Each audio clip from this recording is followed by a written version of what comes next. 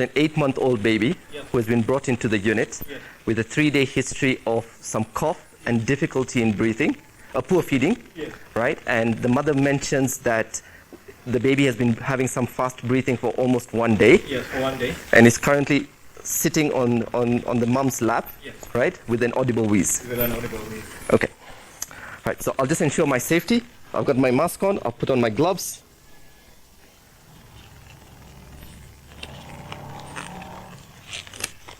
Is the baby in a safe place? Baby is in a safe place and there are no apparent hazards that you can see. Okay. So I'll just check. I'll stimulate the baby. What's the name of the baby? Baby's name is John. John. John? Okay, so you find the infant is quite alert and clinging to the mother.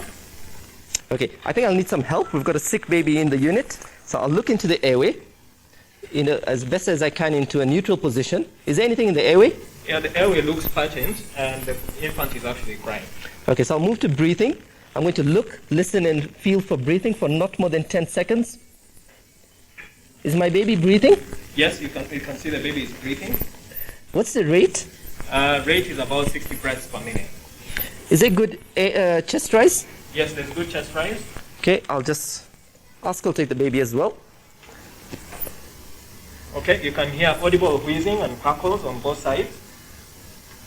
Audible wheezing and crackles, and you can see obvious increased work of breathing as well. Okay, I'll put the SpO2 monitor just to check the oxygen saturations.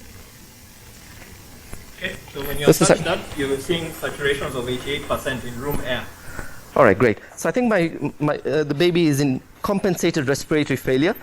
The breathing looks adequate, but let's help the baby by putting a mask with a reservoir with oxygen.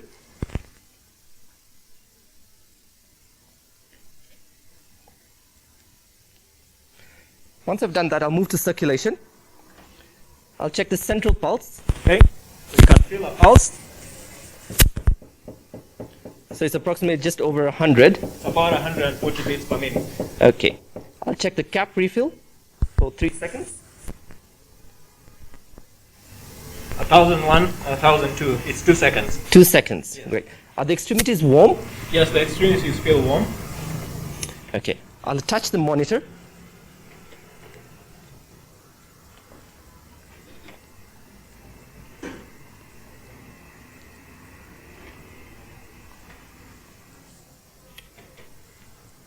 Okay, so I'm seeing the rhythm.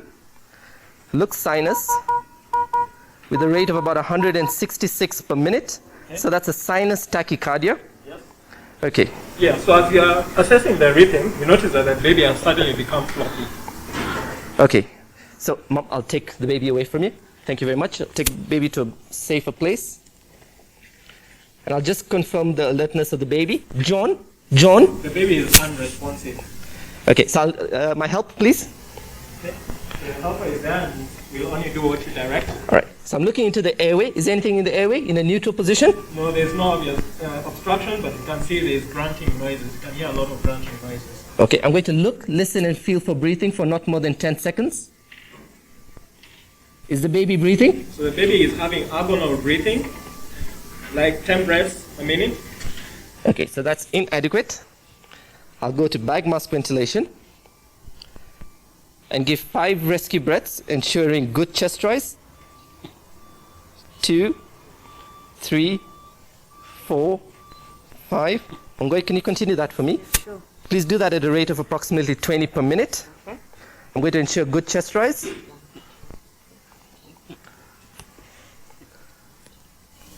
Okay, so you can hear crepitations and crackles with the bagging, and the chest rise is adequate.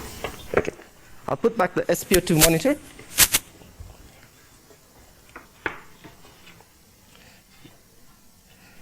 What are the saturations? Okay, so the saturations were initially 80%, but they're rising up to about 93% now. Okay, so that's good. So I'll move over to circulation and check the central pulse again. Okay, so you can feel a pulse. Okay, I'll check the cap refill at the same time. Okay. 1001, 1002, 2 seconds. 2 seconds. Are the extremities still warm? Yes, the extremities still feel warm. Okay. So I'll just recheck the monitor again. Okay, so when you look at the monitor, rhythm still. Okay, so the rhythm looks the same. It's a sinus tachycardia. I'll put an intravenous access now. I'm very good at fixing lines, and the line immediately gets into place. Okay, so once I've got that, I'll take some blood samples.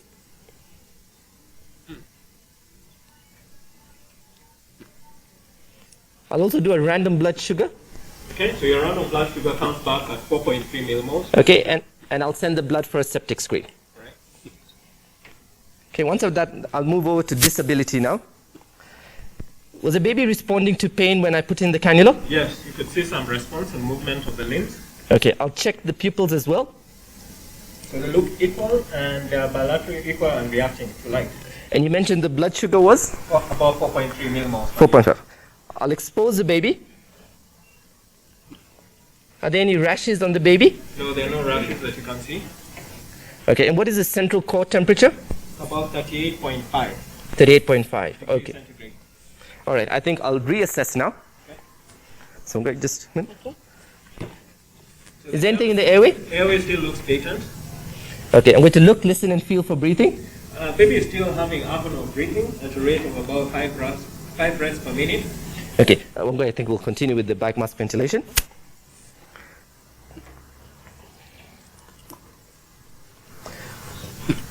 So you can hear good air entry on both sides. There's a bit of crackles on both sides. Okay, what are the saturations? Oxygen saturations are now 100%. 100%. Okay, Mongo, you're doing a fantastic job. Well done. I'll check the pulse. Okay, so you can still feel the pulse. Okay, cap refill. Cap refill is still less than 2 seconds. Extremities are still warm. Yes, slightly cool in the peripheries. Okay, I'll check the rhythm as well. Yes, So the rhythm has not changed. It's still a sinus tachycardia. yes. Are my blood samples back? No, they're still being processed. Okay. Is baby responding now? John? Still responsive only to painful stimulation. I'll look at the pupils once again. They're still reactive to light. Okay, still no rashes on the baby. Yes, Core temperature remains the same. yes. Still running a fever of 38.5 degrees centigrade. Okay. So I think we're in decompensated respiratory failure now. I think we need to protect the airway. Why don't we plan for endotracheal intubation? I think we'll call in our team. Somebody from the PICU team comes over. Hi. Hi, Angela. How are you? Good, good. How are Thanks you? for coming. Thank you. Just give you a small update on baby. Okay. So this is an 8-month-old baby who was brought into our unit Okay. with a 3-day history of cough and some poor feeding. Okay. On examination, looked like we were in compensated respiratory failure and we just needed to put the baby on some high flow oxygen. Unfortunately, during the reassessment, we noticed that the baby became floppy and went into decompensated respiratory failure. Okay. We had to do some bag mask ventilation. Okay. The other parts of the assessment were adequate. Okay. I think our main thing would be to intubate the baby Okay. and transfer the baby to ICU. Okay. Sounds good. Okay. Okay, so I'll stop the scenario right there. And I'll ask Sean, what do you feel about that session? How did you feel about that what you demonstrated? Okay, so I think it was quite intense situation. I mean, having a sick baby, a critical baby in the unit is always a tense scenario. Okay. I think it was a good assessment initially, Right. and we were in compensated respiratory failure, and I think we did fairly well to sort that. Unfortunately, the baby went into decompensated respiratory failure, and we had to do a couple of more maneuvers. So you're a very effective team leader. At least you managed to put in the right interventions, and as you rightly said, managed to differentiate between a compensating and a decompensating seriously ill child and put in the right intervention. So thank you very much, Sean. Thank you, Isaac.